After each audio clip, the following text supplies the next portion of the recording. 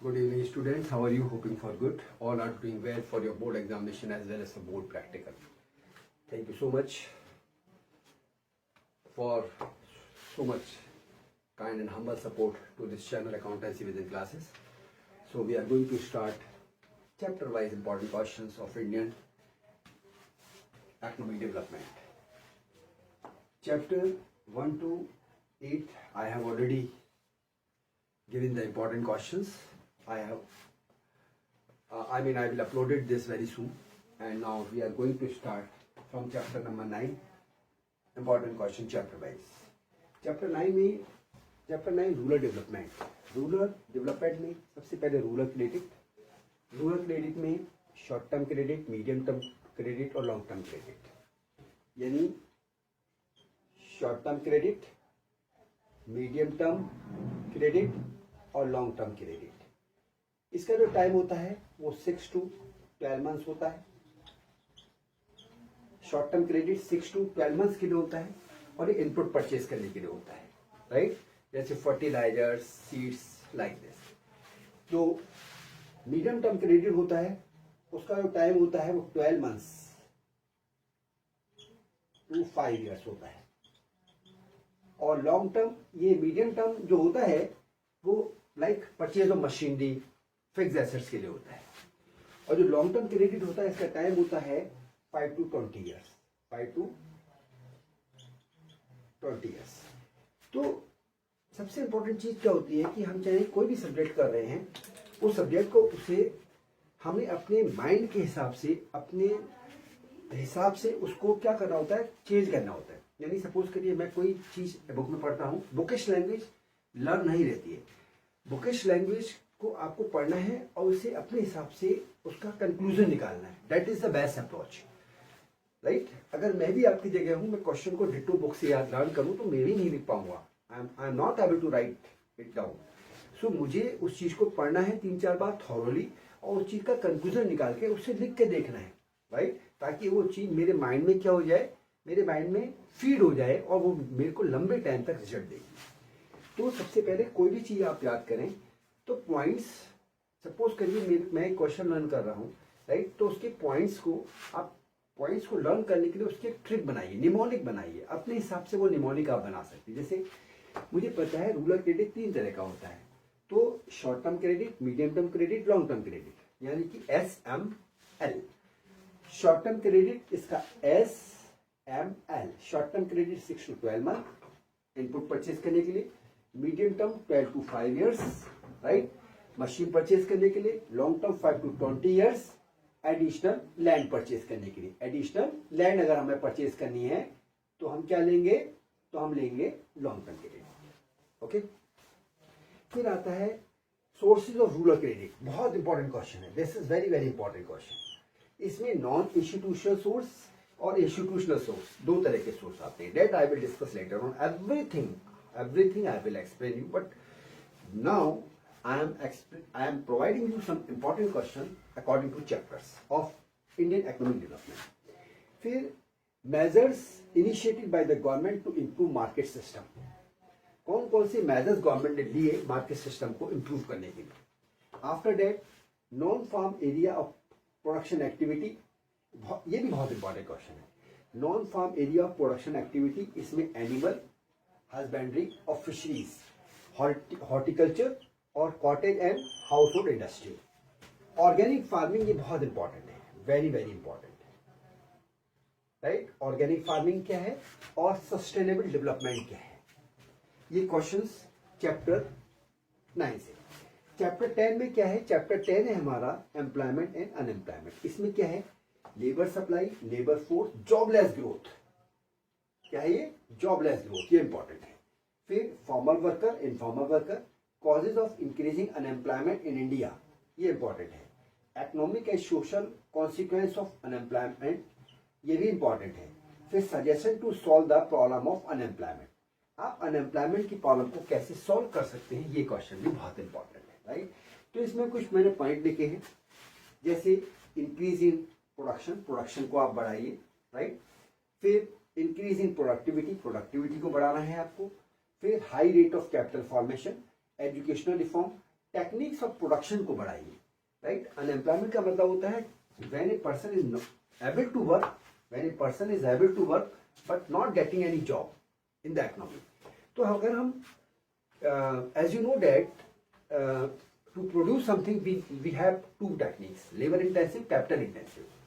In capital intensive technique we use more machine, less labor. Production speed is high but society or the public or the person becomes unemployed. On the other hand, labor intensive में everybody is employed, right, but production speed is very slow. Are you getting my point? तो यहाँ पर अगर हम technique of production को में change करेंगे, अगर हम लेबर इंटेंसिव टेक्निक यूज करेंगे तो we are able to engage more labour. After that help to self employed person. अगर हम सेल्फ एम्प्लॉयड पर्सन की हेल्प करेंगे, राइट, और उसको गवर्नमेंट ऑफ इंडिया सपोर्ट करेगी, राइट, गवर्नमेंट सपोर्ट करेगी, राइट, तो ये भी अनएम्प्लॉयमेंट की प्रॉब्लम को सॉल्व करने में बहुत इंपॉर्टेंट रोल प्ले कर सकता है। उसके बाद chapter 11 causes of inflation, right. Inflation के स्टैंडर्ड इंडिकेटर्स होते हैं। स्टैंडर्ड इंडिकेटर्स जो इन्फ्लेशन के वो हैं WPI, CPI। WPI मतलब wholesale price index, consumer price index और ग्रॉस डोमेस्टिक प्रोडक्ट।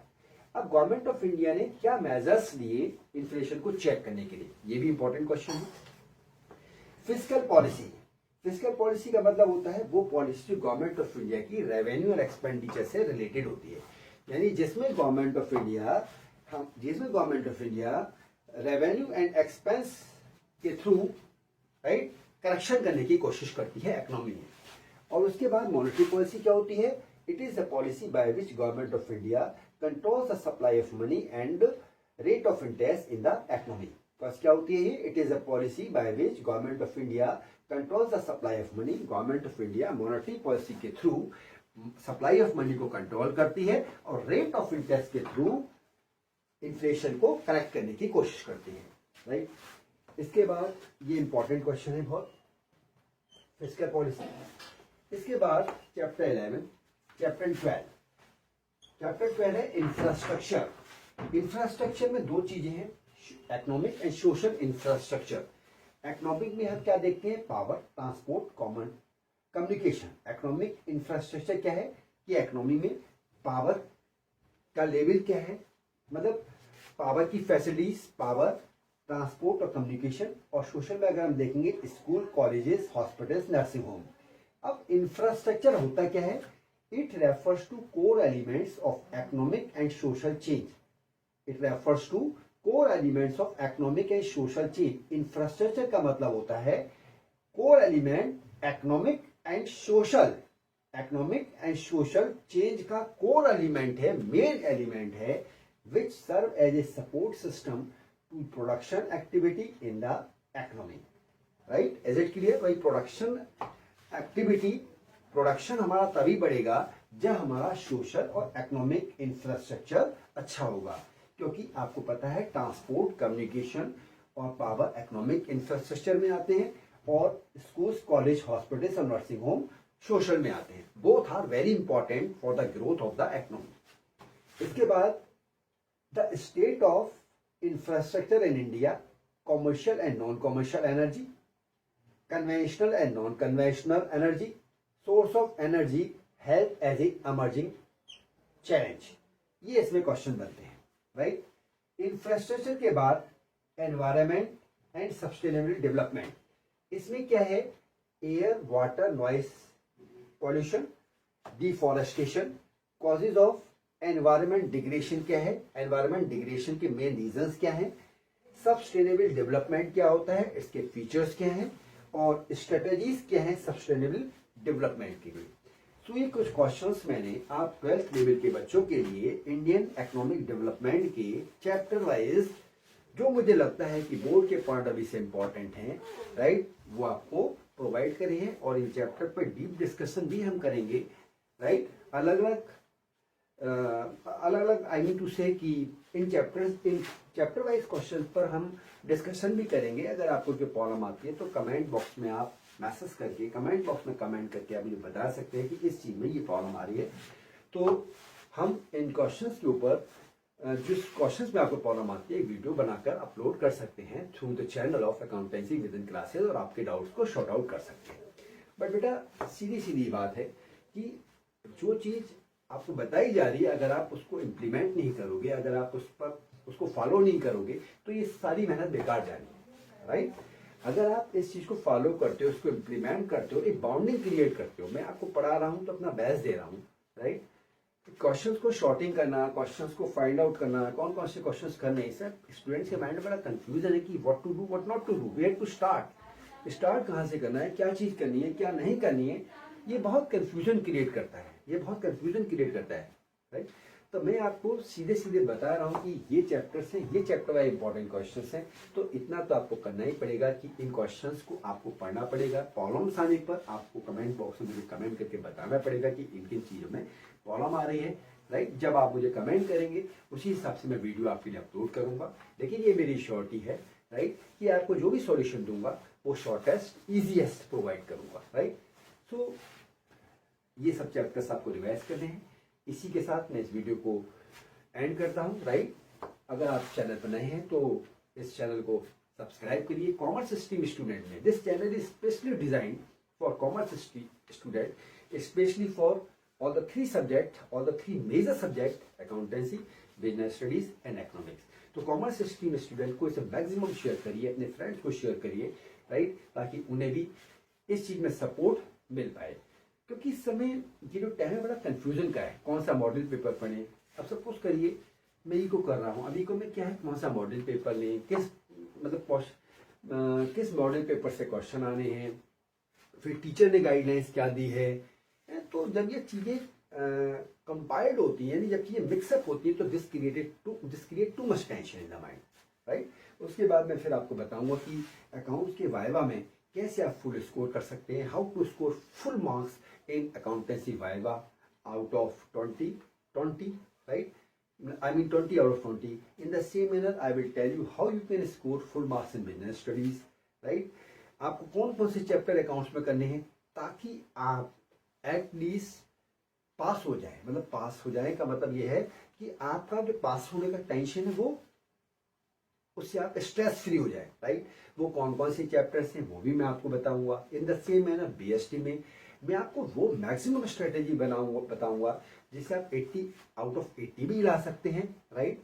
और जो आपको कुछ स्टूडेंट को जो पास होने का स्ट्रेस है उस स्ट्रेस को भी आपको स्ट्रेस फ्री कर दूंगा कि आप अगर इतना कर लेते हो, अगर आप इतना करते हो तो आप एटलीस्ट पासिंग मार्क्स तो ला ही सकते हो। ओके, सो इन्हीं शब्दों के साथ मैं इस क्लास को आज यहाँ एंड करता हूँ, राइट।